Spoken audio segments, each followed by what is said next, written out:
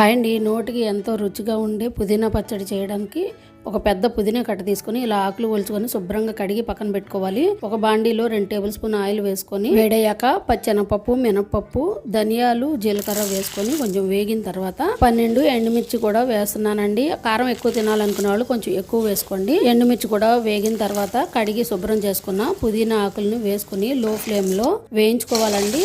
పుదీనాకు మరీ డ్రైగా వేగకూడదండి. ఆకు బాగా మగ్గే వరకు వేయించుకొని స్టవ్ ఆఫ్ చేసుకోవాలి. ఈ లోపల మనం ఒక గిన్నెలో 3 రెబ్బలు చింతపండు తీసుకొని వేడి నీళ్లు పోసుకొని నానబెట్టుకుని పక్కన పెట్టుకోవాలండి. ఇప్పుడు చల్లారిన పుదీనాకులు మొత్తాన్ని మిక్సీ జార్లో వేసుకొని నానబెట్టిన చింతపండు, ఉప్పు, కొంచెం బెల్లం కూడా వేసుకోవాలి. ఇప్పుడు నీరు ఏమీ పోయట్లేదండి. దీన్ని ఒకసారి మనం మిక్సీ వేసేసుకోవాలి. నీరు కొంచెం అవసరం అనుకుంటే మనం చింతపండులో నీరు ఉన్నాయి కదండి, అవి పోసుకోవచ్చు. ఇప్పుడు వెల్లుల్లి రెబ్బలు 4 చితక్కొట్టి వేసుకుని మళ్ళీ ఒకసారి గ్రైండ్ చేసుకుంటే ఎంతో రుచిగా ఉండే పుదీనా పచ్చడి రెడీ అండి. Thank you for